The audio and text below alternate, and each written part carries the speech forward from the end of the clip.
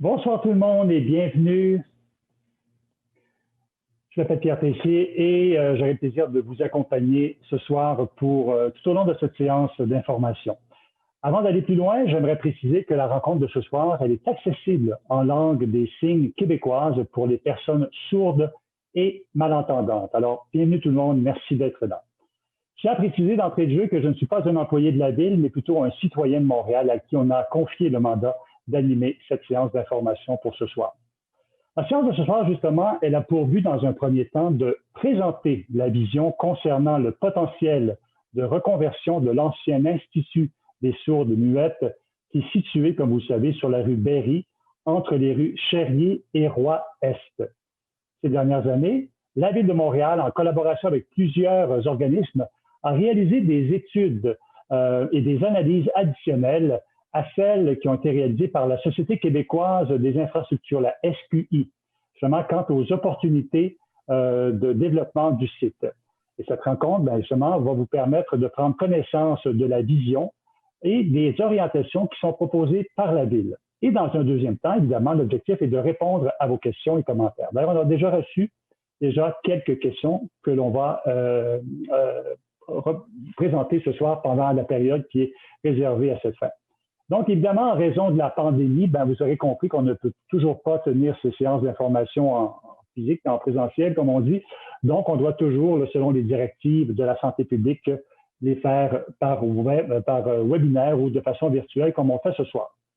Avant d'aller plus loin, j'aimerais souligner la présence parmi nous ce soir de M. Robert Baudry, qui est le conseiller de ville district de Saint-Jacques, membre du comité exécutif, responsable de la gestion et planification immobilière, de l'habitation, des grands parcs et du parc Jean-Drapeau, ainsi que de M. Luc Rabouin, qui est maire de l'arrondissement du plateau Mont-Royal. Merci, messieurs, d'être avec nous ce soir. Maintenant, permettez-moi de souligner quelques petits points si vous n'êtes pas familier avec ce genre de soirée d'information virtuelle. Donc, je vous invite à garder votre micro éteint pendant les présentations. Vous pourrez l'activer lorsque vous souhaiterez intervenir lors de la période de questions. Vous pourrez aussi nous faire parvenir vos questions par écrit dans le modèle Q&A ou encore QR lorsque nous serons rendus à la période de questions. Et pour les personnes sourdes et malentendantes, vous pourrez intervenir à la caméra lorsque la période de questions arrivera et je vous expliquerai le fonctionnement. Vous allez voir, ce sera très simple. Le déroulement maintenant. Après ma courte introduction, je vais laisser la parole à M. Robert Baudry et M. Luc Rabouin. Et après leurs interventions, nous passerons à la présentation principale, c'est-à-dire la vision sur le potentiel de reconversion de l'ancien Institut des sourdes muettes qui devrait durer environ 20 minutes. Et ensuite, on va enchaîner avec justement la période de questions lors de laquelle vous pourrez intervenir verbalement en langage des signes ou par écrit, qui va évidemment représenter l'essentiel de la soirée d'information de ce soir. Donc, la présentation sera effectuée en français, mais lors de la période de questions, là, si vous voulez vous exprimer en anglais, vous pourrez le faire également. Donc, the presentation will be in French, but you'll be able to ask your question either in French or in English. Alors, voilà pour le déroulement. Sans plus tarder, je cède la parole à M. Robert Baudry, conseiller de ville, district de Saint-Jacques, membre du comité exécutif, responsable de l'habitation, de la gestion, de la planification immobilière, de l'habitation des grands parcs et du parc Jean-Drapeau, et monsieur qui va céder la parole également à M. Rabouin. M. Baudry, bonsoir. Merci beaucoup, M. Tessier. Bonsoir à tous et toutes. Je tiens également à saluer mon collègue du comité exécutif responsable du développement économique et du design, mais également et surtout ce soir, maire du plateau Mont-Royal, M. Luc Rabouin. Également de nombreux élus qui sont présents dans la salle virtuelle, mais aussi de nombreuses personnes. On voit là, on est près de 100 participants. On voit que c'est un dossier qui crée énormément d'engouement ici depuis longtemps. Avant de commencer mon petit mot d'introduction, je vais commencer par une déclaration parce que nous avons pris aujourd'hui connaissance, il y a quelques heures à peine, de la nouvelle concernant la demande d'action collective qui a été déposée par la Maison des femmes sourdes de Montréal au nom d'anciennes élèves et pensionnaires de l'Institut des sourdes et muettes de Montréal. Je dois vous avouer sincèrement que nous avons été profondément bouleversés et choqués par cette nouvelle. Le processus judiciaire doit suivre son cours, mais ce soir, je tiens à exprimer notre profonde solidarité et notre soutien avec les victimes. Les jeunes filles sourdes et muettes, les anciennes élèves, les pensionnaires de l'Institut des sourdes et muettes de Montréal, et surtout saluer leur force, leur courage, ainsi que leur résilience. Les personnes s'expriment et elles doivent être entendues. On ne peut jamais le dire assez souvent, on ne peut jamais le dire assez haut et assez fort, mais les violences, la maltraitance, les abus, les agressions n'ont tout simplement pas leur place dans notre société. Ces gestes doivent être dénoncés fermement et combattus ardemment. Sur ce, comme je disais tout à l'heure, je suis ravi vraiment d'être parmi vous aujourd'hui. Ravi parce que c'est le deuxième grand ensemble immobilier avec lequel la Ville de Montréal vient présenter en l'espace de 2 semaines une vision forte, une vision qui est surtout, je dirais, ancrée pour répondre aux besoins de la communauté. On a mis en place une équipe dédiée qui est représentée là, aujourd'hui par Louis Dismala, qui sera parmi nous et qui fera la présentation, et M. Laroche également.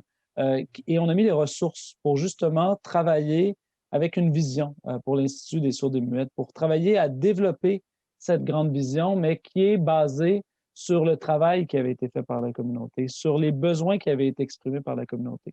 Alors, je tiens à remercier nos équipes à la Ville de Montréal qui ont travaillé là-dessus. Je tiens également à remercier le gouvernement du Québec, qui est toujours propriétaire du bâtiment et qui nous a donné l'occasion de pouvoir développer une vision, une programmation pour la conservation et la mise en valeur de ce lieu exceptionnel à Montréal qui est situé dans un quartier extraordinaire qui est celui du plateau Montréal.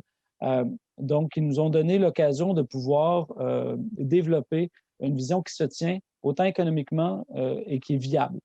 Je tiens également à remercier l'arrondissement avec lequel nous avons travaillé sur l'établissement de cette vision-là aujourd'hui et les partenaires qui ont contribué.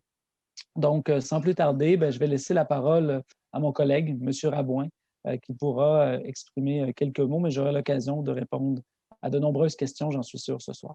M. Rabouin.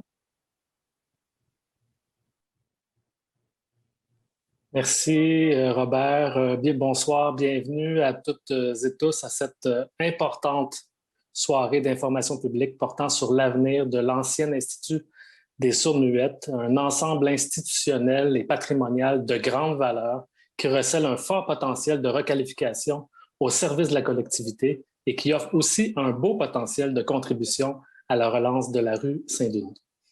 Je salue et remercie mon collègue Robert Baudry, membre du comité exécutif de la Ville de Montréal, mes collègues élus sur le plateau, Maëva Villain et Alex Norris, qui sont présents, ainsi que les équipes présentes ce soir pour cette présentation publique. L'arrondissement du plateau Mont-Royal a toujours affirmé clairement sa volonté de maintenir une vocation publique, sociale et institutionnelle du site tel qu'adopté unanimement par motion lors du conseil d'arrondissement du 6 février 2017. On n'a pas changé d'avis depuis, mais par ailleurs, étant donné le manque de logements sociaux et abordables sur notre territoire, nous avons aussi exprimé clairement notre intérêt et même notre engagement à ce qu'une partie des bâtiments existants soit dédiée à cette fin, notamment pour répondre aux besoins des personnes sourdes, tels que proposés par les fondateurs de la maison Ludivine Lachance. Le verdissement du site et le potentiel de retrouver ces jardins dans le contexte post-pandémique où les espaces verts et les besoins d'augmenter notre autonomie alimentaire se sont révélés plus importants que jamais, suscitent aussi notre enthousiasme au plus haut point. Donc, je vous remercie pour votre intérêt et votre présence ce soir. Il est primordial pour nous que les citoyennes et les citoyens soient bien informés de l'avancement de ce projet si important pour notre collectivité. Je vous souhaite une bonne soirée.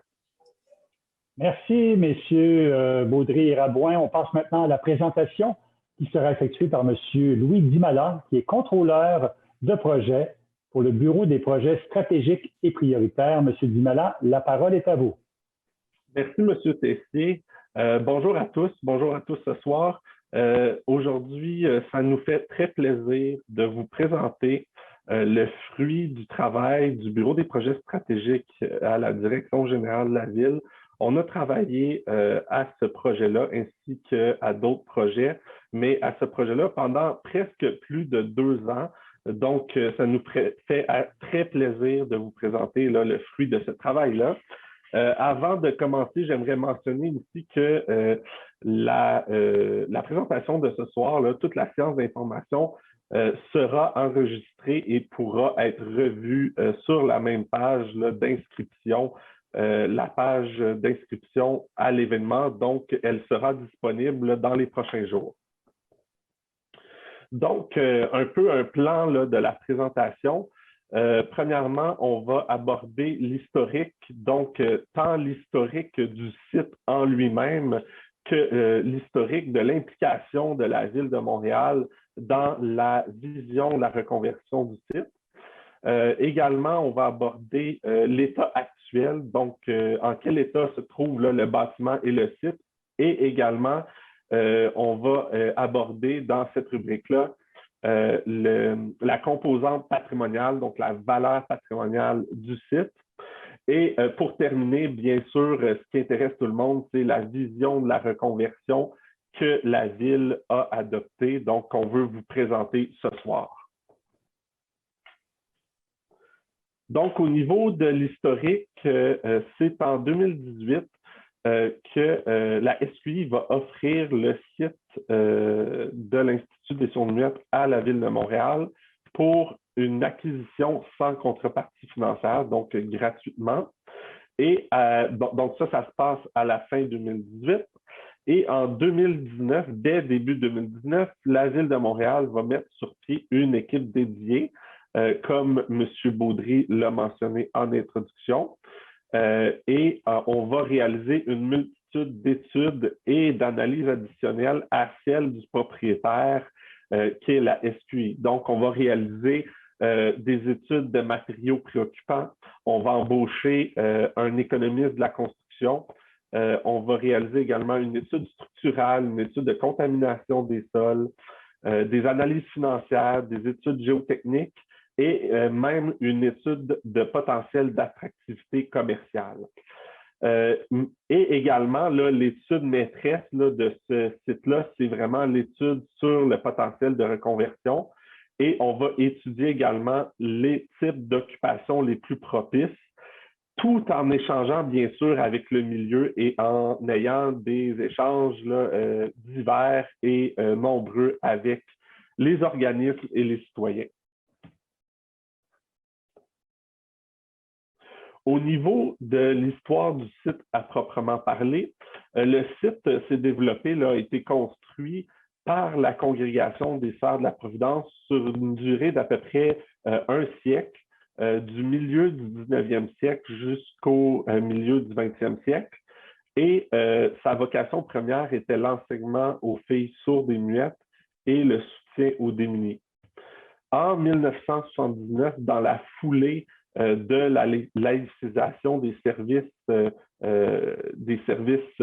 d'enseignement et également là, de santé au Québec, l'Institut a été vendu au gouvernement du Québec pour y loger le Conseil régional de la santé et des services sociaux du Montréal métropolitain, qui a quitté l'édifice en 2015. Maintenant, je l'ai dit, en 2018, la SQI va offrir le site à la Ville de Montréal. Et en 2019, fait à noter, et M. Rabouin l'a mentionné en introduction, il y a un OBNL qui a été créé du nom de la Maison Ludivine Lachance, qui est relié là, à la communauté sourde et qui souhaite prendre part à la reconversion du site. Et bien sûr, le site, là, depuis 2019, va se vider tranquillement de ses occupants qui vont être relocalisés ailleurs, de sorte qu'en ce moment, le site est presque inoccupé. Au niveau de l'état actuel du site, vous voyez le plan du site ici. On peut situer là, au sud, en fait, en bas de l'image, à l'ouest, pardon, les rues Saint-Denis, la rue Roy au nord, la rue Cherrier au sud et la rue Berry à l'est. Donc, en arrière de l'image, vous avez la rue Berry. On a une superficie qui est très vaste, là, de tous les niveaux, une superficie totale de 35 000 mètres carrés. Et comme je l'ai mentionné, le bâtiment est maintenant presque totalement inoccupé. Jusqu'à tout récemment, il y avait encore le CPE. Le CPE va peut-être être relocalisé bientôt, mais également, il y a eu un départ, la TRAIDA, qui est un organisme qui donne des services aux nouveaux arrivants, et l'AKEPA, qui donne des services à la communauté sourde et malentendante. À noter que les bâtiments C et F, dans le projet de reconversion, sont appelés à être démolis. Ce sont des bâtiments techniques qui sont désuets et qui n'ont plus leur place et qui n'ont pas de valeur patrimoniale, donc qui sont appelés à être démolis. Notez également que même si le site s'est construit sur un horizon d'1 siècle, il y a un souci d'harmonie architecturale au niveau de la construction, inspiré du style Second Empire, de sorte que même les bâtiments les plus récents font preuve d'une harmonie architecturale assez surprenante compte tenu de l'année de construction avec l'ensemble immobilier. Ici, sur cette image-là, vous voyez, vous pouvez voir l'image peut-être en bas là, que vous pouvez voir. Vous pouvez apercevoir les deux stationnements actuels qui sont des surfaces pavées qui vont offrir un bon potentiel de verdissement. Donc, c'est vraiment ça l'orientation au niveau de la reconversion. C'est le verdissement le plus possible des surfaces actuelles, des surfaces imperméables. Et en haut, au niveau des deux images, vous voyez deux images de la chapelle dont les décors, les aménagements et les mobiliaux originaux sont toujours en place. Donc, il y a toujours la présence de ces œuvres d'art contemporaines qui sont intégrées à la chapelle et également à l'entrée de la chapelle, qui sont d'une grande valeur patrimoniale. La chapelle est encore sacralisée et utilisée à certains moments par la communauté sourde et malentendante. Et également, comme je l'ai mentionné, là, vous voyez en bas sur la photo l'aile E, qui est l'ancien CPE, qui est un bâtiment qui est le bâtiment en fait le plus endommagé et qui a une structure là, qui est très, très détériorée. Au niveau de la valeur patrimoniale, le bâtiment n'est pas classé patrimonial, il n'a pas de désignation patrimoniale au fédéral. Par contre, il est désigné comme immeuble patrimonial de valeur exceptionnelle. C'est au plan d'urbanisme. Et également, c'est un site d'une grande valeur symbolique pour la communauté sourde-muette, sourde et malentendante, vu l'histoire et les services qui ont été fournis pendant plus d'un siècle. Également, je l'ai mentionné, mais la chapelle est probablement l'élément incontournable au niveau patrimonial. La chapelle se situe dans le corps principal du bâtiment qui est le pavillon B ici. Au niveau de l'état du bâtiment, donc on a un bâtiment qui est en déficit d'entretien important et qui fait preuve d'une certaine vétusté. Les installations électromécaniques, que ce soit les systèmes électriques, la ventilation, les ascenseurs, sont en fin de vie utile et devront être remplacés dans le cadre d'une reconversion. Au niveau des fondations et de la structure, bien sûr, il va y avoir une mise aux normes sismiques à faire et également, le bâtiment fait preuve de certains affaissements. Il y a des déformations et des infiltrations d'eau. Donc, il y a des travaux majeurs en termes de structure. Et également, il faut mentionner qu'on se situe sur un sol qui est assez difficile, qui est très argileux, qui est mou et qui est sujet à détassement. donc qui est assez difficile là, sur les bâtiments au fil du temps. Sauf peut-être dans les cas des pavillons D et G qui ont été construits plus récemment, dont la capacité portante des planchers est suffisante et qui sont construits en béton. Et de sorte que l'ensemble immobilier là, va nécessiter une mise aux normes très importante, là, que ce soit au niveau structural, mais également accessibilité universelle, etc.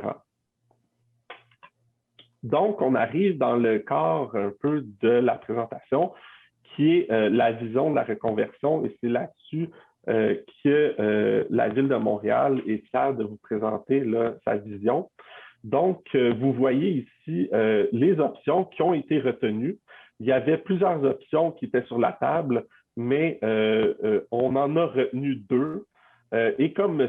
Rabouin l'a mentionné en introduction, ce qui était central dans cette vision-là, c'était bien sûr la présence de logements sociaux qui était absolument nécessaire.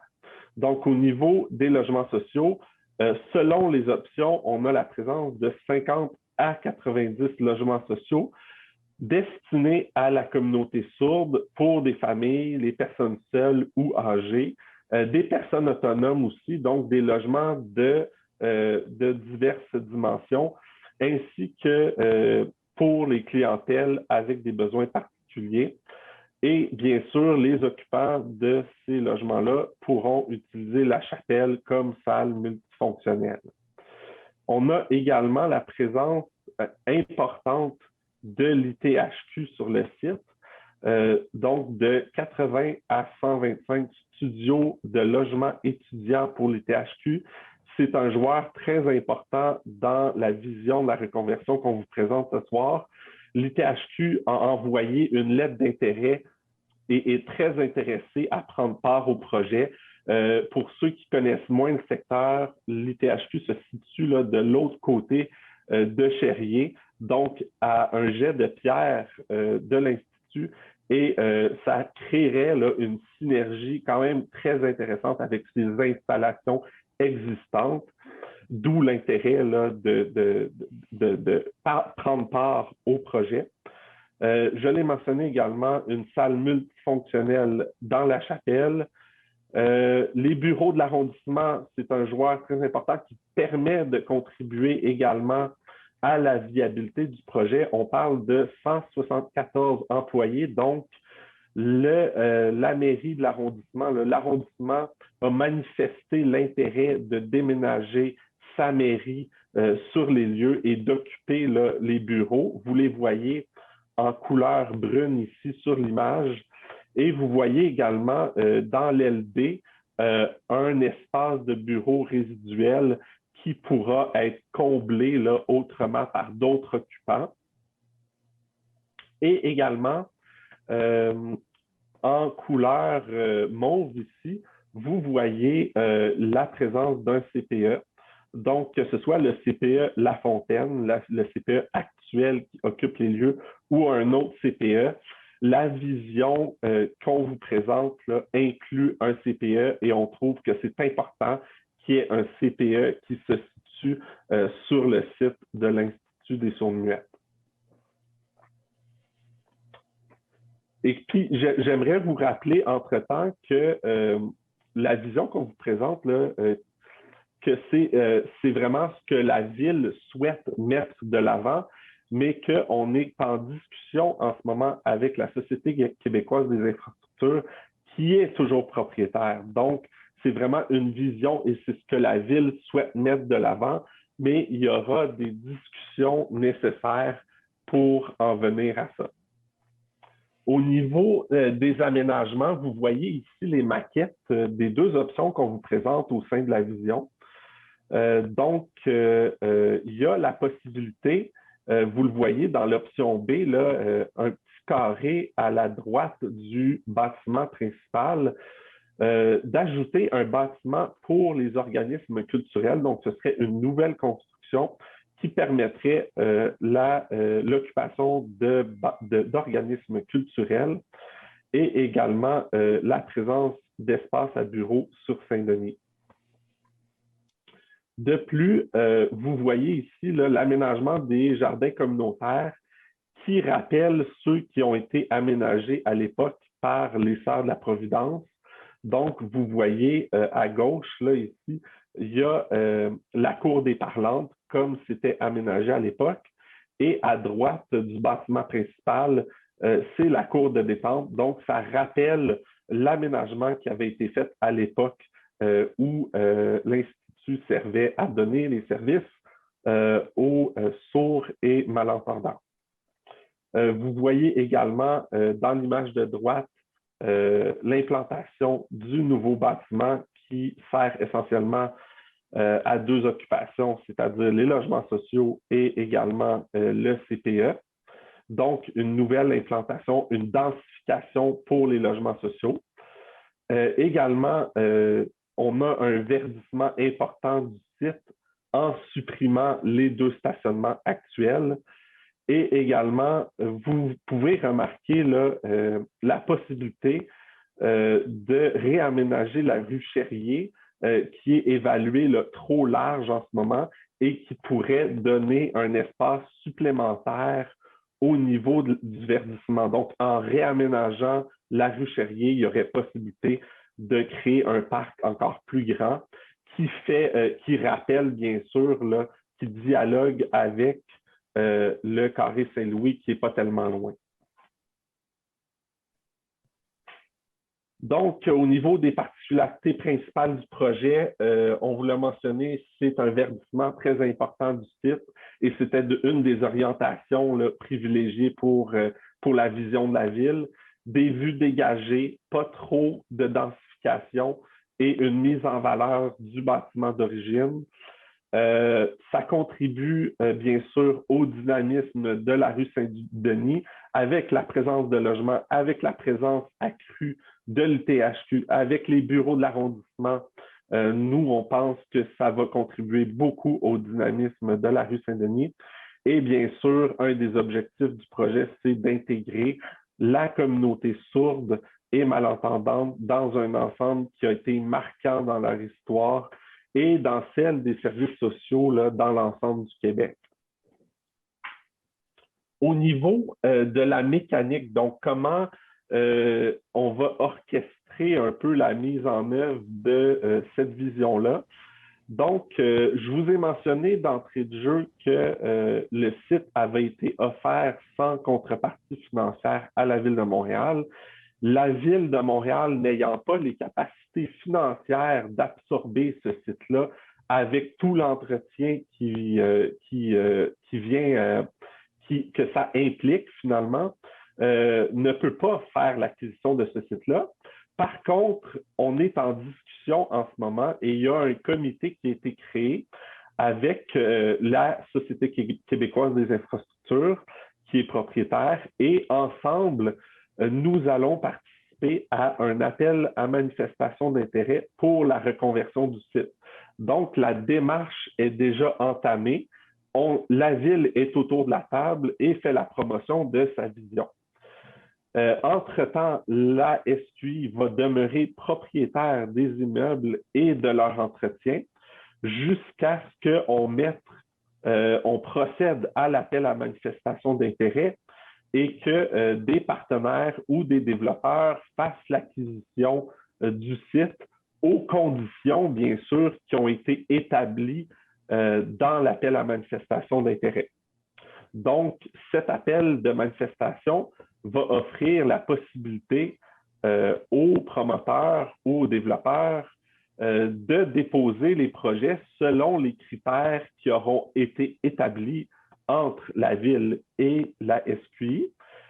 Donc, le développement de ce site-là ne se fera pas à n'importe quelle condition. Et bien sûr, la vision qu'on vous présente, l'appel à manifestation, va être fortement orienté par la vision qu'on vous a présentée ce soir. Donc, c'est un peu comme ça que le tout va s'orchestrer dans les prochains mois en vue de l'appel à manifestation d'intérêt.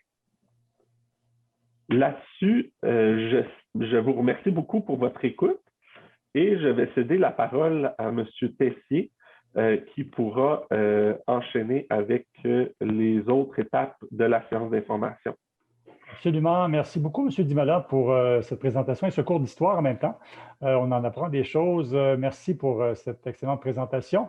On est rendu justement à la période d'échange et il y a quelqu'un qui a posé une question justement, c'est quoi le SQI? Donc, le SQI, ça veut dire Société québécoise des infrastructures et ça a pour mission de soutenir les organismes publics dans la gestion de leurs projets d'infrastructures publiques et de développer, de maintenir et de gérer un parc immobilier qui répond aux besoins de ces organismes. Donc, c'est un organisme gouvernemental provincial. Donc, voilà pour la SQI. Donc, il y a M. Guy Laroche, qui est directeur du Bureau des projets stratégiques et prioritaires, qui va se joindre à M. Baudry, Rabouin et Dimala pour la période de questions. Ils feront de leur mieux, évidemment, pour vous donner les réponses les plus complètes. Avant de commencer, j'aimerais quand même rappeler certaines règles qui sont inhérentes au bon déroulement de cette partie de la rencontre. Évidemment, c'est important de respecter les opinions des autres. Deuxièmement, on vous demande de limiter votre intervention à une question et une sous-question, l'idée étant de permettre à tout le monde de pouvoir intervenir, au plus de gens possible de pouvoir intervenir.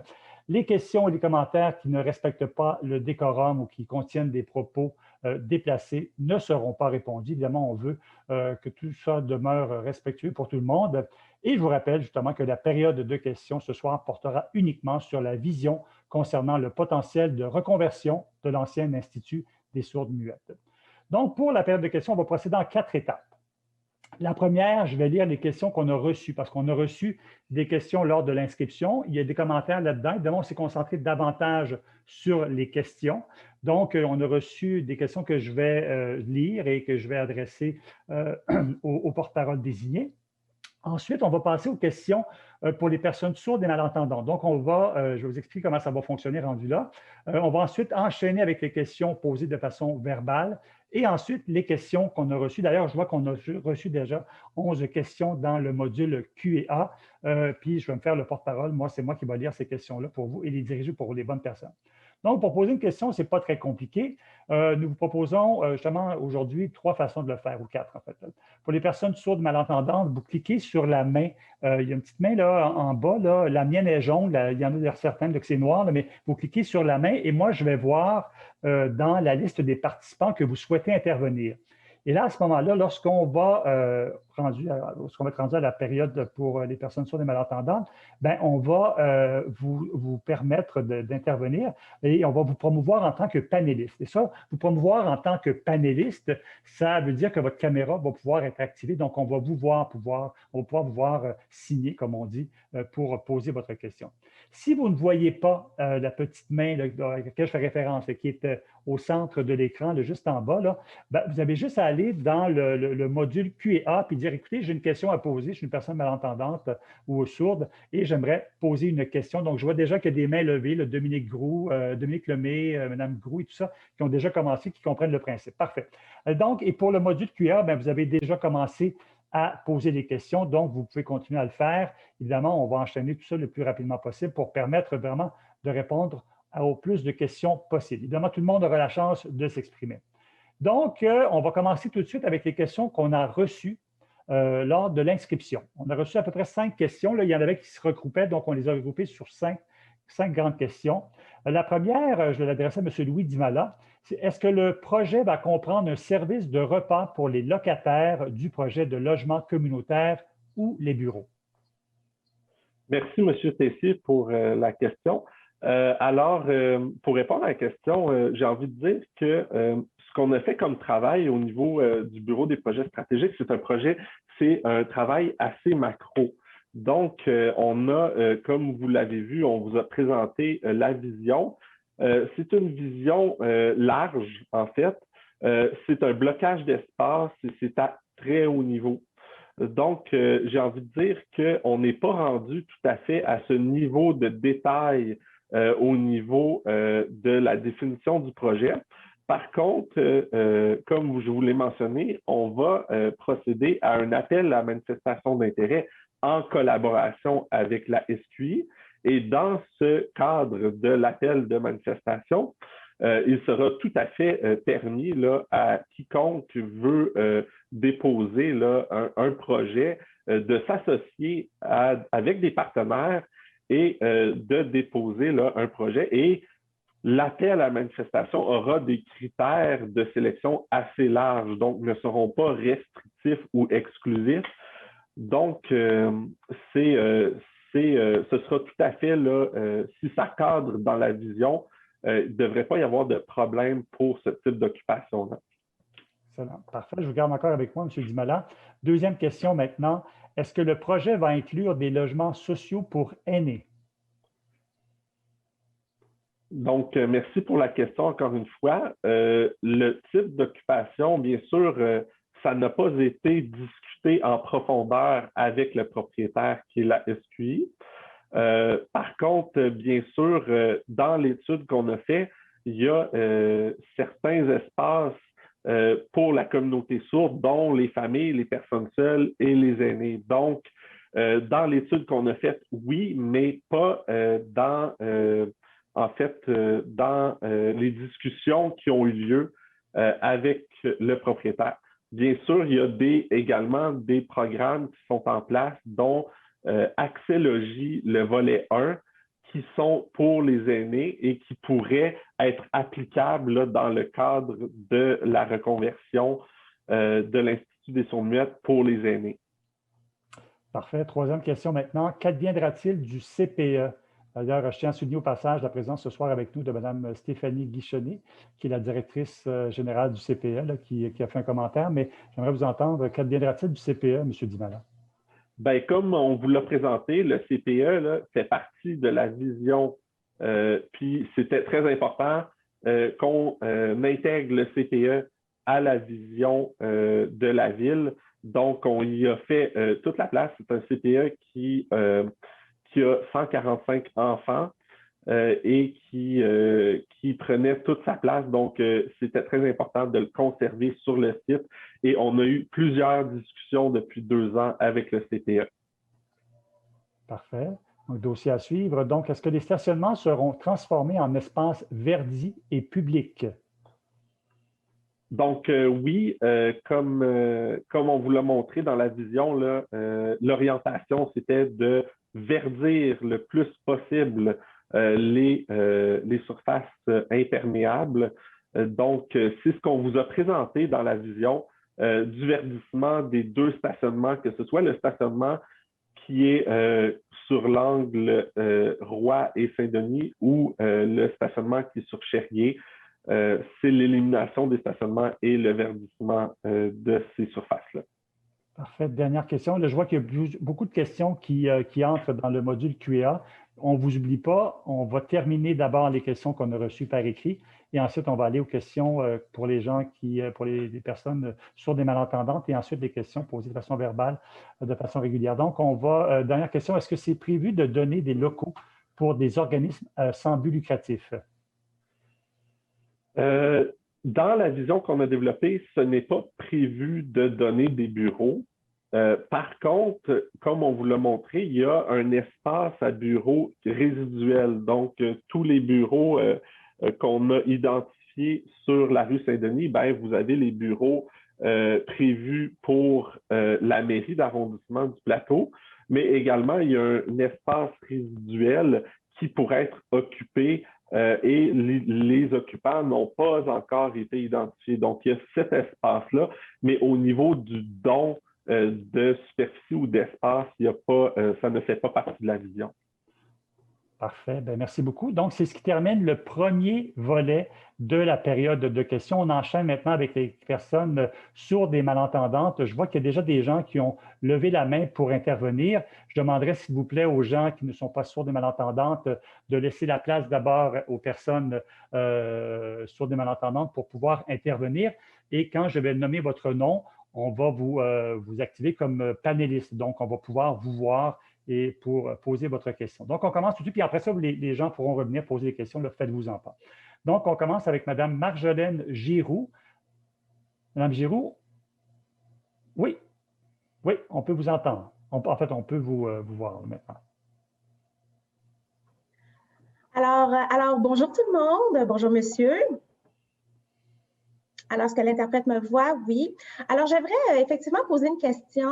En fait, savoir l'opinion des gens. Tu sais, c'est gris et vert, là, pour les sourds, là, ce qu'on voyait. Pardon, il y avait l'LG, excusez-moi. Ça, c'était la partie pour les sourds.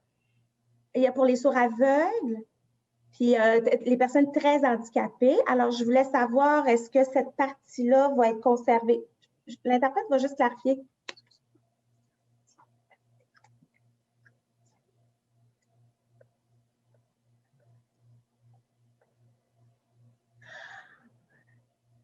Donc, en fait, à savoir si effectivement, il y aura une aile, pardon, l'interprète va reformuler, effectivement, s'il y aura une aile qui sera concentrée uniquement pour les personnes sourdes aveugles et les personnes lourdement handicapées. Est-ce qu'il y aura une aile dédiée à cette population-là? Monsieur Dimala? Oui, merci. Donc, merci, madame, de votre question. La vision de la ville implique en effet qu'au niveau des logements sociaux que vous avez pu voir dans la couleur orange sur les schémas qu'on vous a présentés, sont destinés prioritairement pour la communauté sourde. Donc, personnes seules, familles, mais la communauté sourde et malentendante qui a des besoins particuliers dans ce sens-là.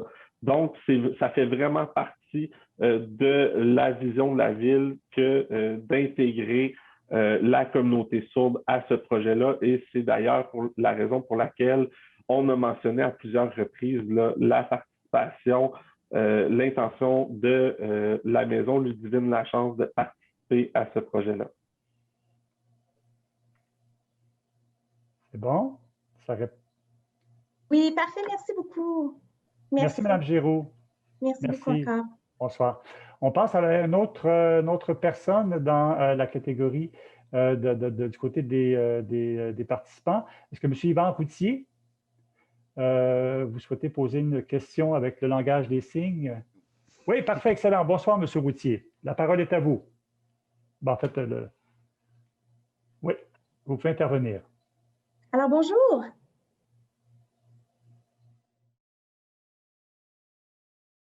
Mon Dieu, j'avais perdu ma page, tout était devenu noir, excusez-moi. OK. Bon, alors,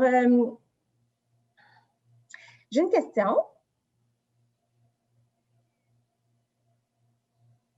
Effectivement, vous avez dit que vous allez enlever les stationnements pour remplacer ça par des espaces verts, mais là, où est-ce qu'on va stationner? Je veux dire, tout ce beau monde-là qui va se présenter dans ces édifices-là, ils vont stationner où?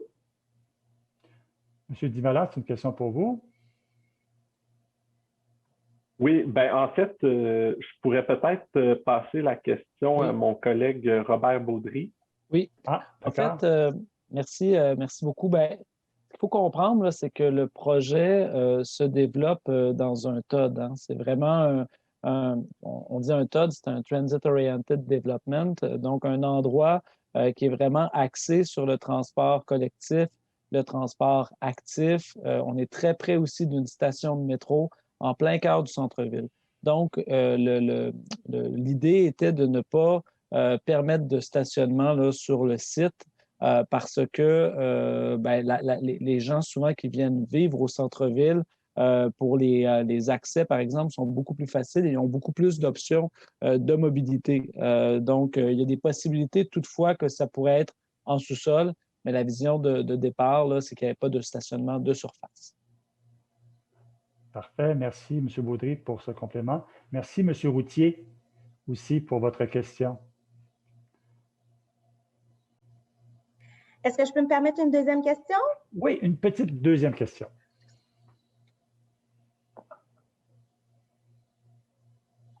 Quand vous avez dit là, que ça a été comme une espèce de...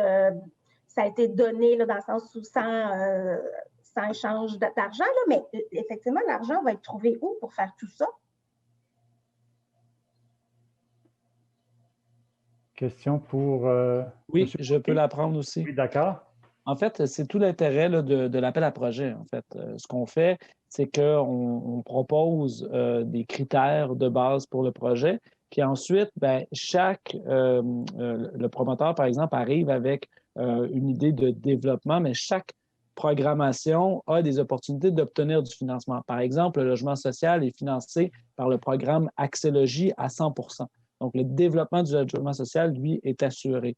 Il peut y avoir d'autres programmes gouvernementaux. L'ITHQ aussi, dans son programme, a aussi des opportunités. Puis la même chose pour les bureaux, là, ça devient des investissements plus privés aussi qui peuvent venir développer ces espaces à bureaux-là. Donc, vraiment, ce qu'on vient faire, c'est chercher des investissements extérieurs, d'autres paliers de gouvernement ou d'autres ministères pour développer le site. Excellent, merci, M. Baudry. Autre question maintenant, M. Guy Fredette. Est-ce que vous êtes une personne sourde et malentendante? Si oui, on va vous transférer du côté des panélistes. Bonsoir. J'aurais une question. J'ai vu une phrase qui mentionne la valeur d'$1. Qu'est-ce que vous voulez dire par ça? Je ne suis pas certaine de comprendre l'idée de la valeur. Là, il y avait une phrase dans le document qui disait que ça valait $1. M. Dimala? Oui, merci pour votre question, monsieur. Allez-y. On vous a coupé, monsieur. Est-ce qu'on vous a coupé? Non, c'est M. Baudry qui voulait intervenir, mais les deux, vous avez commencé, mais peut-être que M. Baudry voudra apporter un complément d'information après votre intervention. Oui, ben en fait, la valeur d'$1, là, en fait, c'est pour signifier qu'il n'y a pas de contrepartie financière impliquée pour la Ville de Montréal. Donc, la valeur d'$1, c'est vraiment une valeur symbolique, en fait, pour mentionner que le site là, serait cédé à la Ville de Montréal. Parfait. M. Baudry, c'est bien, ça vous satisfait cette réponse? Oui, j'avais une deuxième question. Monsieur Fredette aura une deuxième question. J'ai vu également que sur la rue Roy, il y a comme un nouvel édifice qui a été rajouté. Il n'y a pas de lettre dessus nécessairement dans le plan, mais il y avait comme un ajout qui a été fait. Êtes-vous capable de me dire? Je pense que c'était dans l'option A. Êtes-vous capable de me redire ce que c'était, s'il vous plaît, cet ajout-là qu'on voyait sur le plan?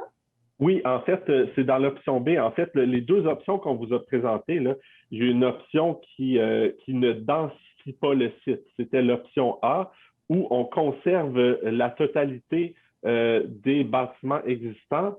Et il y avait l'option B. Alors, dans l'option B, on vient démolir l'aile E qui est fortement endommagée et on vient reconstruire un nouveau bâtiment, un tout nouveau bâtiment pour densifier le site et offrir un nombre de logements sociaux qui est bonifié.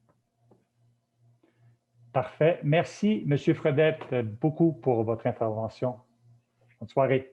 Merci pour vos réponses. C'était très aidant. Merci. Excellent. Excellent travail. Merci. On enchaîne avec M. Louis Bello. Si on va vous activer comme panéliste, donc on va pouvoir vous voir. Je pense que oui, effectivement. M. Bello.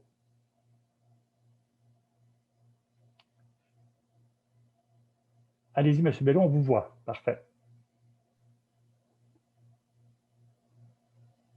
C'est vraiment très intéressant, le projet qui a été...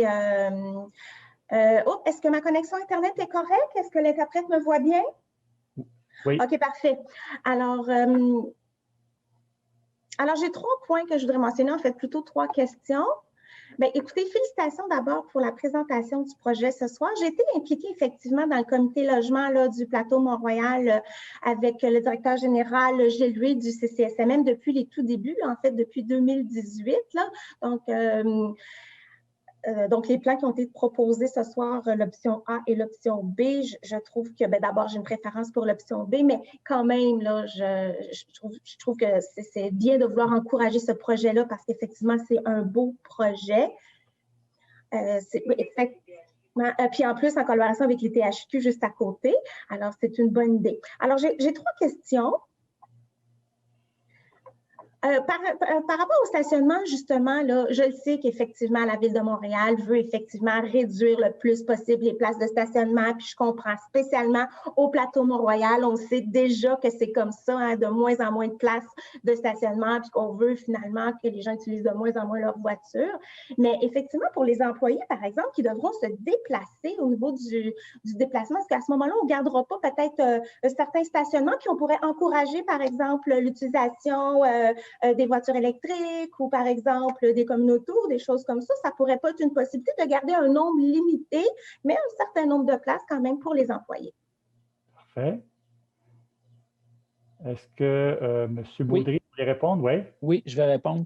En fait, c'est ce que j'ai exprimé tout à l'heure, c'est que c'est pas fermé définitif. Ce qui est fermé, là, c'est certainement là, au niveau de la surface, parce que l'objectif, c'est d'utiliser la surface le plus possible, soit pour des bâtiments, comme vous avez vu, là, pour le logement social, ou des espaces verts qu'on a tellement besoin dans un quartier aussi dense que Montréal. Toutefois, il y aurait des possibilités de faire des places de stationnement en sous-sol, mais ce n'est pas évident non plus parce que ça coûte très cher. Donc, on veut aussi que le projet soit viable par les usages, par le fait qu'on a une proximité de métro.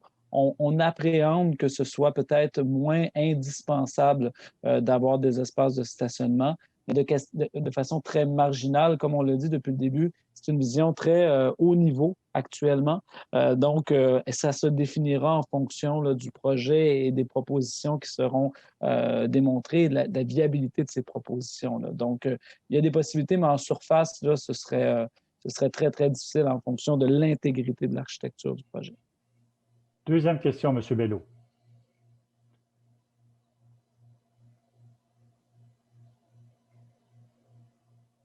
Donc, je travaille en construction, puis effectivement, c'est tellement un vieux bâtiment.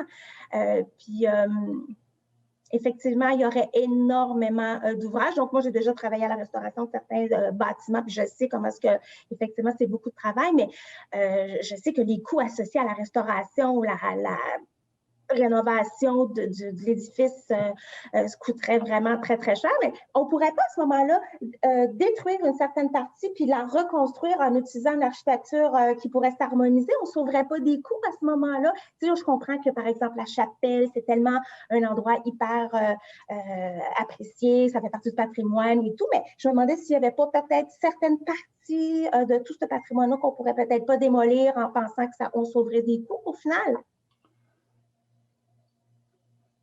Monsieur Dimala? Oui, donc merci pour la question. Effectivement, les coûts sont très élevés, les coûts de réhabilitation, les coûts de conservation, de restauration patrimoniale. Par contre, on évalue que le bâtiment là, est d'une valeur patrimoniale suffisante et très importante pour être en mesure de le restaurer. Et il y a bien sûr là, un pavillon, le pavillon E, qui est en très, très mauvais état au niveau de la structure.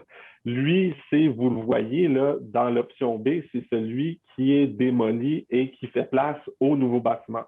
Par ailleurs, les autres bâtiments sont en assez bonnes conditions et pourraient être restaurés de manière avec des coûts impliqués là, qui sont assez élevés, mais de manière assez confortable. Donc, c'est vraiment la valeur patrimoniale ici qui vient guider le fait qu'on doit conserver là, la majorité des bâtiments ou sinon la totalité des bâtiments. Parfait. Dernière petite question, M. Bello, s'il vous plaît, parce que je vois le temps qui file et il y a beaucoup de personnes là, qui sont dans la file d'attente pour poser des questions. Donc, dernière question. Oui, ça sera très court. Alors, je sais que c'est des logements sociaux pour la communauté aussi, puis peut-être des OSBL, mais à ce moment-là, il n'y aurait pas la possibilité, justement, de penser à certains organismes qui pourraient déménager là, puis qui éventuellement vont aider à financer le projet. Là. Il y aurait peut-être cette possibilité-là. Tu sais, en pensant qu'on offrira des logements, des bureaux et tout, bien, ça va se financer puisque les gens vont payer pour le logement ou pour les locaux. M. Dimala? Oui. Merci pour la question encore une fois. Donc, dans la vision qu'on a développée, bien sûr, et puis dans le processus d'appel à manifestation dans lequel on est impliqué au niveau de la ville et la SQI, comme on vous l'a mentionné, il y aura un appel à manifestation et ceux qui voudront déposer des projets et s'associer avec des partenaires ou des collaborateurs pour occuper le bâtiment, ben, pourront le faire en autant que, bien sûr, ça cadre dans la vision sociale qu'on vous a présentée ce soir. Donc, ce qu'on vous a présenté, c'est essentiellement des logements sociaux. Il y a des organismes culturels, il y a des organismes communautaires, il y a l'ITHQ, il y a la mairie de l'arrondissement, des espaces à bureaux résiduels. Donc, il y a bien sûr des superficies qui sont disponibles pour les organismes et ce sera aux organismes, bien sûr, à se manifester dans le cadre de ce processus-là. Parfait. On va prendre une dernière question. Merci beaucoup, M. Bello, pour vos 3 interventions, vos 3 questions. Dernière question de M. Gilles Reed. Allez-y. Vous pouvez poser votre question. Ça va être très court. En fait, 2 questions, mais fort importantes. Ici, on travaille 5 jours. C'est un organisme qui travaille pour la défense des droits, entre autres pour la communauté sourde. Et il y a énormément de problématiques au niveau des logements. C'est donc difficile pour les personnes sourdes de se trouver des logements victimes de discrimination. Les propriétaires ne veulent pas louer à des personnes sourdes. On sait que les logements sont rendus excessivement chers dans tous les quartiers. Alors, il y avait l'option A puis l'option B. Puis là, il y en avait un qui se disait 50 à 90. Moi, je pense que ça prendrait assurément plus de 90 logements sociaux. Je veux dire, si vous saviez la liste d'attente, 90, à mon avis, là, faut y aller à 90 et plus.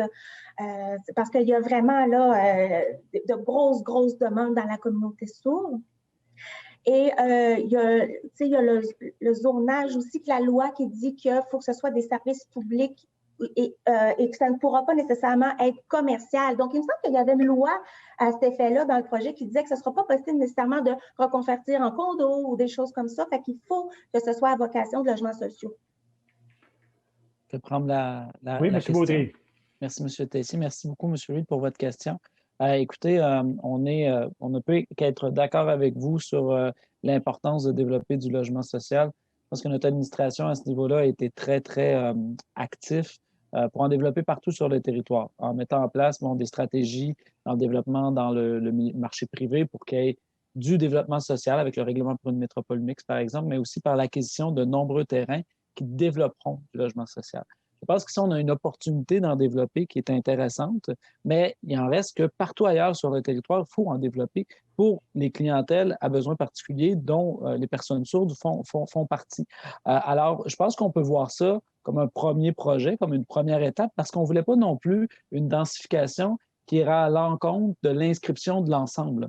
On a travaillé vraiment avec l'arrondissement aussi, parce que vous l'avez dit, hein, ils ont le zonage en main, donc il va falloir tout de même, pour amener une donne résidentielle, avoir une transformation du zonage, mais il fallait qu'on ait un juste équilibre entre espace vert, qualité architecturale puis aussi visuelle qu'on voit extérieure et offre de services pour la communauté. Et je pense que les scénarios le démontrent bien. Mais je suis d'accord avec vous. Continuons à en développer. Voyons ça peut-être comme un premier projet sur lequel, justement, la communauté pourrait développer d'autres projets immobiliers en partenariat avec des groupes de ressources techniques, par exemple, un peu partout sur Montréal. Excellent. Merci, M. Baudry. M.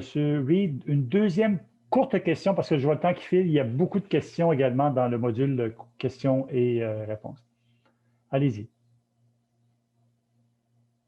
Ça va, je vais laisser mon tour. Je vous remercie beaucoup. J'ai terminé. C'est gentil. Merci beaucoup. Monsieur Gagnon, je ne sais pas si vous êtes une personne sourde et malentendante, mais ce serait vraiment la dernière question là, pour vous. Si c'est le cas, je vous demanderai on va activer votre caméra pour que vous puissiez devenir panéliste et on va pouvoir à ce moment-là vous voir signer. Donc, Monsieur Gagnon, on vous voit. Est-ce que vous voulez intervenir? Oui. Oui, bonjour. Vous me voyez bien? Parfait. Bon, j'ai une petite question. Il y avait une pharmacie. Est-ce qu'il va y avoir une pharmacie dans le bâtiment? Est-ce que ça fait partie, M. Dumalade? Je vais la prendre, oui. Oui, parfait. Donc, merci, Mme Gagnon, de votre question.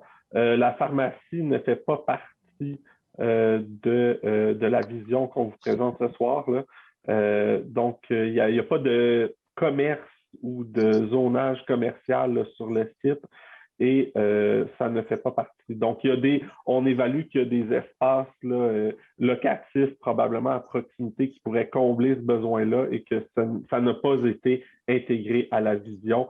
On préférait laisser place là, à des logements sociaux et aux occupations qu'on vous a présentées ce soir. Parfait, merci. C'était malheureusement la dernière question là, pour la période pour les personnes sourdes ou malentendantes. Merci beaucoup. Merci beaucoup, Mme Gagnon, M. Gagnon également, d'avoir intervenu. On va maintenant enchaîner avec les questions qui sont posées verbalement. Donc, pour ce faire, vous pouvez, je sais qu'il y avait des gens qui avaient levé la main tout à l'heure, vous pouvez intervenir. Donc, je vais vous donner la parole à tour de rôle. Vous avez juste à activer votre micro. On ne vous verra pas, mais on va bien vous entendre. Donc, on va... Madame Rio. Oui, c'est Madame Roux, en fait. Oh, M'entendez-vous? Roux, excusez-moi. Oui, effectivement, c'est Roux. Allez-y, on vous écoute. Allez-y.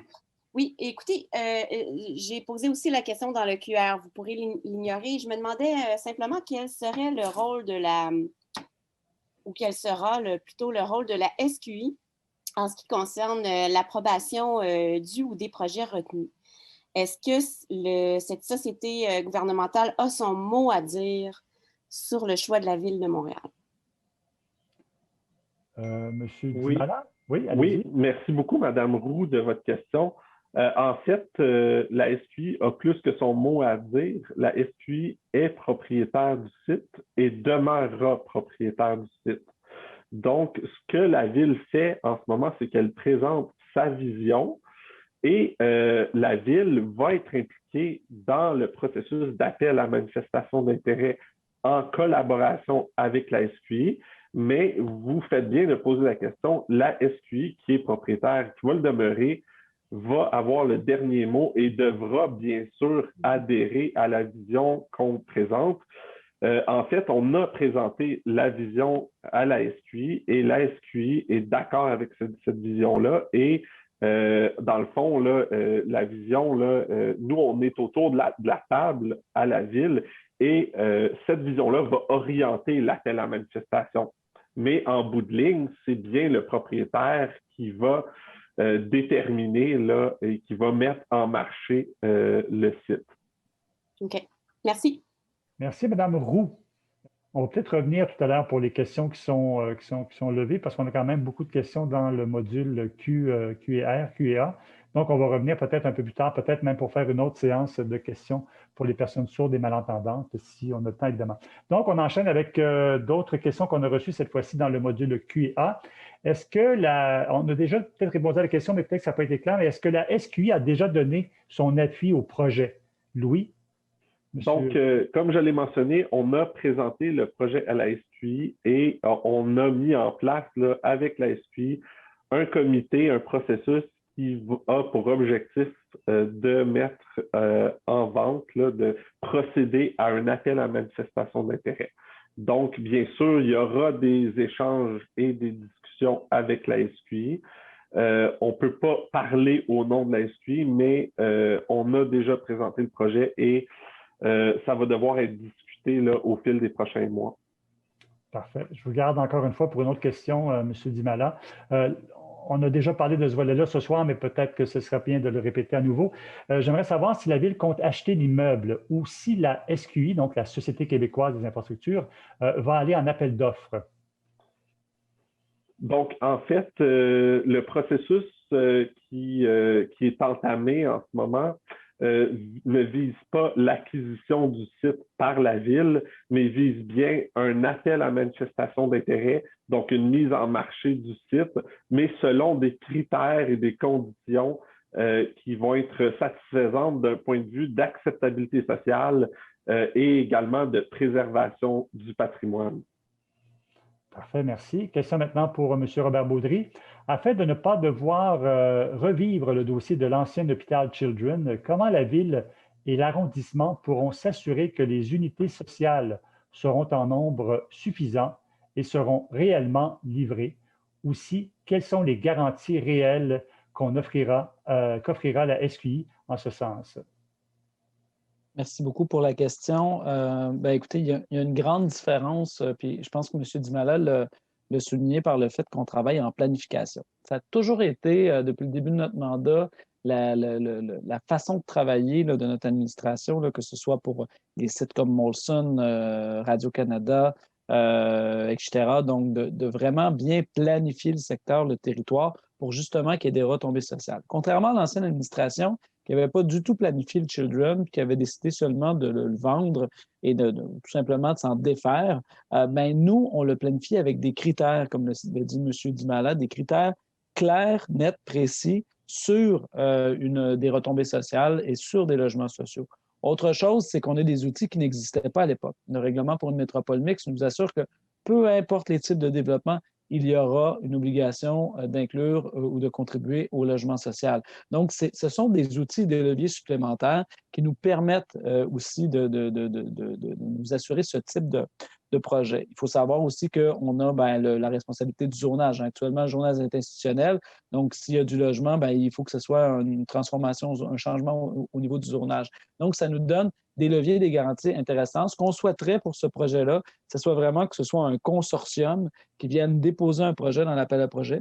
Un consortium qui serait composé de partenaires communautaires, de partenaires institutionnels et de partenaires privés pour la section bureau, qui permettrait d'avoir vraiment un projet mix, viable, mais surtout qui s'intègre très bien à ce défi là, de requalification de bâtiment.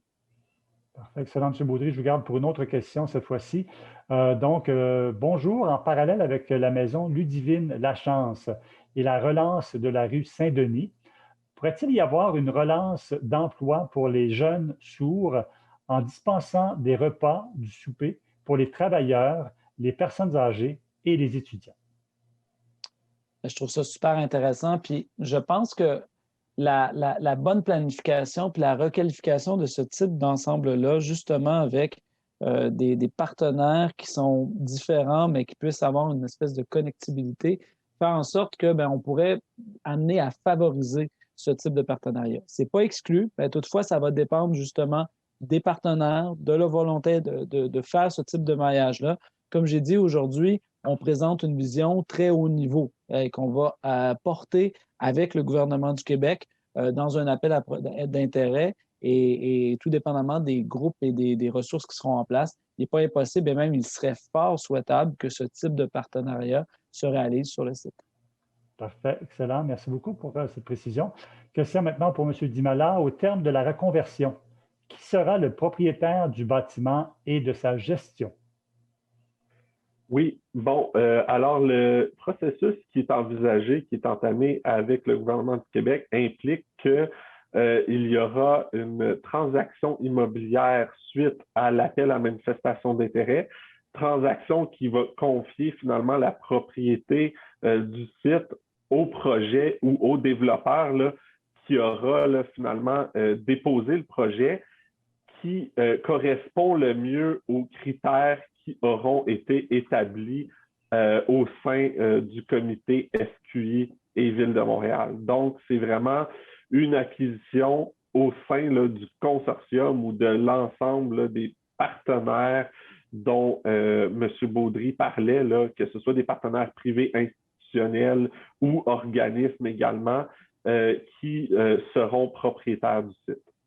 Parfait, je vous garde avec moi, M. Dimala. Donc, combien coûtera le projet? C'est vrai, on n'a pas parlé de chiffres ce soir. De combien ça va coûter le projet? Est-ce qu'on a une idée? Oui. Donc, bien sûr, ce qu'on a évalué, c'est un ordre de grandeur et on a évalué, bien sûr, plusieurs options. On vous a présenté 2 options ce soir. Les coûts sont d'environ, là, je vous donne une fourchette, de 260 à 300 millions de dollars, incluant bien sûr la remise en état du base building, c'est-à-dire de l'enveloppe et de la structure du bâtiment, mais également ensuite, suite à cette remise en état, il y a la reconversion en usage et en occupation, donc tout ce qui est finition. Donc, le coût que je vous indique ce soir, c'est vraiment pour le projet clé en main et terminé. Parfait, excellent. Dernière question maintenant qu'on a reçue dans le module de Q&A. Évidemment, vous allez comprendre qu'il y a plusieurs questions qui se regroupaient, là, qui se dédoublaient. Donc, on les a concentrées pour éviter évidemment la répétition. Puis ensuite, on va retourner voir les questions avec les gens qui ont les mains levées. Là. Donc, faites-vous-en pas, on va revenir à vous. Il reste à peu près 15 minutes. Donc, est-ce que les espaces verts seront publics et y aura-t-il d'autres consultations pour planifier leur aménagement? M. Dimala, est-ce que vous pouvez nous donner des précisions sur ces 2 volets-là? Est-ce que les espaces verts seront publics? Oui, en fait, dans la vision qu'on a développée, bien sûr, la volonté, c'est de rendre publics ces espaces-là et de les ouvrir au plus grand nombre de citoyens possible, à savoir si il y aura des consultations, ça n'a pas encore été discuté avec le propriétaire, avec la SQI. Ça va devoir être discuté, mais ça n'a pas été exclu. Donc, on n'a pas d'informations à vous donner en ce sens-là. Parfait. Merci, M. Dimala. C'était la dernière question qu'on a prise dans le module de questions-réponses, donc les questions qu'on a reçues par écrit. On revient maintenant aux participants qui veulent intervenir verbalement ou encore avec le langage des signes. Donc, Madame ou Monsieur Boulanger, parce que c'est MH Boulanger, est-ce que vous souhaitez intervenir avec la caméra, donc en signant, ou encore... Non, elle a quitté déjà. Parfait, excellent. Donc, Madame Roux, on a déjà entendu ce Pierre. soir. Oui, OK, Pardonnez-moi, M. Tessier, on oui, a promu la personne comme étant panéliste. Excellent. Comme tout à l'heure, ça fonctionnait plus ou moins. Alors, on va attendre de voir si elle peut ouvrir sa caméra et nous prendrons alors sa question. Parfait. Monsieur ou Madame Boulanger, si vous voulez, s'il vous plaît, activer votre caméra. Ah, je pense qu'on vous voit, Madame Boulanger. Bonsoir. Oui, bonjour à tout le monde. Merci. Le projet a beaucoup d'éléments de travail, de partenariat. Est-ce que c'est vraiment quelque chose de réel ou ce sera un projet peut-être est-ce que ça se peut qu'on manque d'argent dans le projet et qu'on doit finalement le laisser tomber? J'espère vraiment que vous allez réussir un jour à mettre tout ça en marche. Merci pour la période de questions. Excellent, merci. C'est un très bon commentaire. On le prend. On enchaîne maintenant avec quelqu'un qui a déjà posé une question ce soir, Madame Roux. Madame Roux, si vous voulez, s'il vous plaît, activez votre micro, s'il vous plaît. Oui. M'entendez-vous? Oui, très bien, allez-y. Super. Je voulais vous entendre parler d'accessibilité universelle. Vous l'avez mentionné ce soir. J'aimerais savoir à quel point ça a été pris en compte dans les coûts et la faisabilité du projet, vu la vétusté des lieux. Est-ce qu'on pourra être assuré que le bâtiment sera accessible à toutes les personnes en situation de handicap, mais aussi aux personnes aînées, aux familles, bref, qui puissent accueillir tout le monde? En fait, oui, dans la vision qu'on a développée, il faut savoir que les coûts qu'on vous indique, là, c'est des coûts de très haut niveau. Donc, c'est un ordre de grandeur. Et bien sûr que l'accessibilité universelle est inclus dans ce coût-là, mais ça demeure un ordre de grandeur qui reste à être peaufiné en même temps que la programmation demeure à être peaufinée. Ce qui est clair, c'est qu'on vous en a parlé, puis il y a une mise aux normes en profondeur au niveau des bâtiments qui est à effectuer. On a parlé de la mise aux normes sismiques au niveau de la structure, mais également au niveau de l'accessibilité universelle. Puis il va de soi que dans une transformation majeure et une reconversion majeure, surtout dans au niveau des vocations là, plus sociales, si on a l'intention de construire des logements sociaux pour des clientèles particulières, que la dimension de l'accessibilité universelle est importante et devrait être inclue dans le projet. Parfait, excellent. Merci beaucoup. On va revenir à des questions qu'on a reçues. Merci, Mme Roux. On va revenir à des questions qu'on a reçues de façon écrite parce qu'il y en a beaucoup. Puis on va revenir après ça aux questions verbales. Là, je sais que Mme Guichonnet qui veut intervenir, mais on va y aller d'abord à la question pour M. Baudry. Est-ce que la Ville a l'intention d'imposer des critères d'intégration architecturale aux promoteurs des éventuels nouveaux édifices? Le Conseil du patrimoine sera-t-il mis à contribution? Oui, merci beaucoup pour la question. Bien, comme dans tout projet, il y a une obligation là, de passer à travers les différentes étapes d'intégration architecturale et encore plus quand on touche à des bâtiments qui ont une valeur importante architecturale. Donc, c'est certain que les différents comités mixtes devront se prononcer aux propositions qui seront faites. Comme l'a dit à nombreuses reprises M. Dimala aujourd'hui, c'est vraiment une vision, il faut voir ça comme un peu les volumes d'ensemble sans étant nécessairement la finalité architecturale. Il y aura ce travail-là de proposition préliminaire, d'études et de raffinement aussi des projets. Mais clairement, dans l'ensemble architectural, il y aura un travail qui sera fait, comme dans tous les projets d'ensemble et de développement immobilier. Excellent, merci. Question maintenant pour M. Dimala. Entre l'option A et l'option B, quels sont les enjeux? C'est-à-dire plus ou moins de logements sociaux ou de verdissement. Aussi, dans les options A et B, quelle est la différence entre les bureaux en rose et les bureaux en jaune pâle? Quelqu'un qui est très attentif.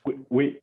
Donc, merci pour la question. Tout de suite, pour clarifier ça, au niveau de la couleur des bureaux, il n'y a pas de différence, là. Ce sont vraiment un blocage d'espace qui a été fait pour des bureaux, donc possiblement pour des bureaux ouverts. Sinon, au niveau des enjeux, on peut mentionner que, bien sûr, comme vous le remarquez, dans l'option B, on a un nombre de logements sociaux qui est beaucoup plus élevé. Ça s'explique surtout par le fait qu'on vient démolir le bâtiment E et reconstruire, là, finalement, faire un bâtiment neuf qui s'apprête beaucoup mieux à la fonction de logement. Je ne vous l'ai pas mentionné, mais le bâtiment existant est peut-être un peu moins adapté, étant donné qu'il était institutionnel dans le passé. Il est moins adapté à la fonction de logement et de sorte qu'il permet moins là, de construction de logement qu'un bâtiment qui est neuf, une nouvelle construction qui est plus adaptée à cette vocation-là. On peut aussi mentionner le fait que l'ITHQ que vous voyez en rouge ici prend plus d'espace dans l'option B. Donc, l'ITHQ avait manifesté l'intention d'avoir autour de 125 studios pour les étudiants. L'option B vient combler là, le programme souhaité par l'ITHQ et dans le fond, il y a de l'espace résiduel en plus là, pour davantage d'espace pour l'ITHQ. Parfait. Merci, M. Dimala. Autre question maintenant pour M. Baudry. Comment concrètement la communauté sourde sera-t-elle impliquée dans le projet? Bonne question.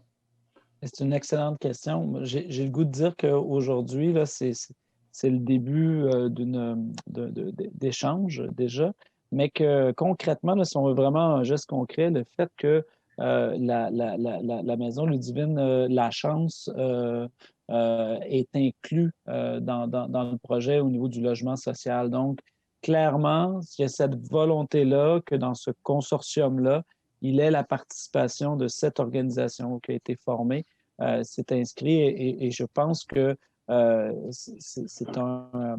Je dirais, s'il y a une chose qu'on ne doit pas manquer dans tout ce projet-là, c'est essentiellement ce volet-là, parce que l'historique fait en sorte qu'il faut que dans les usages d'aujourd'hui, ça réponde aux besoins de la communauté sourde.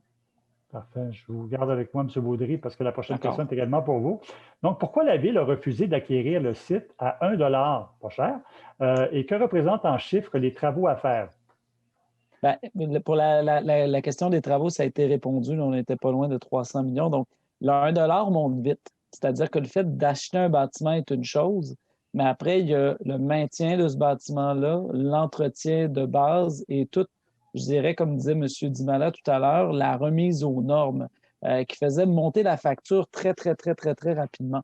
Alors, l'option a été surtout privilégiée de travailler avec la SQI, qui est propriétaire depuis longtemps du bâtiment, à sa requalification. C'était une façon beaucoup plus intégrée et aussi en fonction de nos responsabilités communes.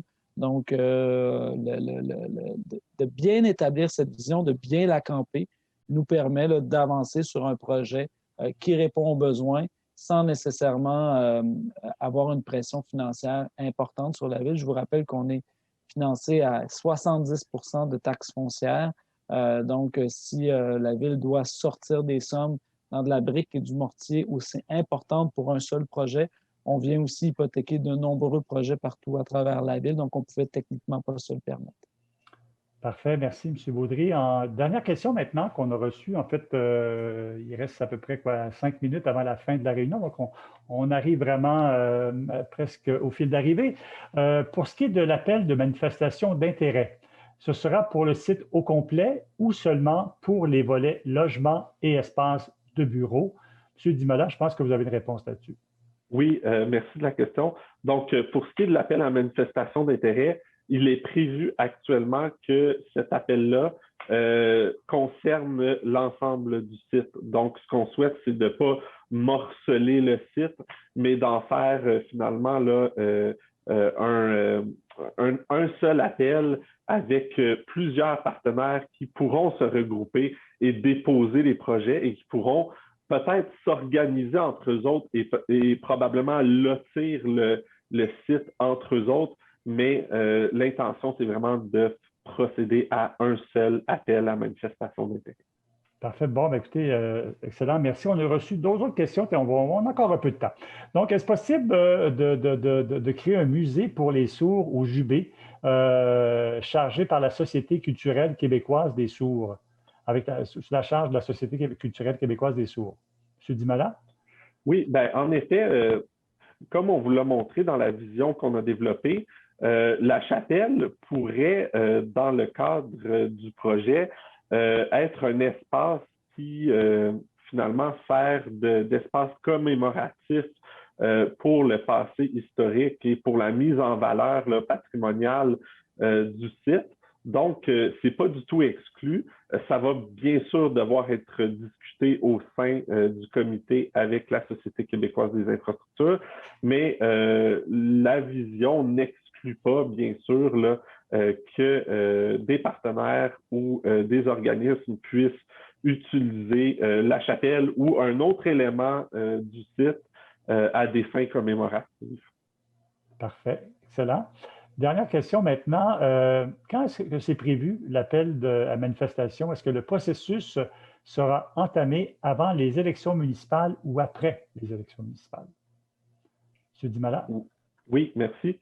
Donc, comme propriétaire, c'est vraiment la SQI qui gère et qui planifie les étapes du processus de mise en marché. Ce qu'on planifie, c'est en fait ce qui est discuté actuellement, c'est un appel à manifestation qui aurait lieu au premier trimestre de l'année prochaine, de 2022. Il y a plusieurs étapes à franchir d'ici là, dont l'embauche d'un intermédiaire de marché. Concernant les travaux et la construction, bien sûr, si tout va bien, si tout va comme prévu, on pourrait peut-être envisager une construction à l'horizon soit 2025, 2027 ou 2026 ou 2027 pour une durée d'environ 2 ans. Parfait. Bien, écoutez, moi, de ce que je reçois comme information, c'était la dernière question. Si je vais voir du côté des mains levées, il n'y a pas de mains levées non plus encore. Bien, écoutez, on est presque rendu à la fin. Je veux peut-être laisser la parole pour le mot de la fin à M. Baudry. Je ne sais pas si M. Baudry, vous souhaitez peut-être conclure d'une certaine façon. Puis moi, je reviendrai après ça avec quelques informations complémentaires.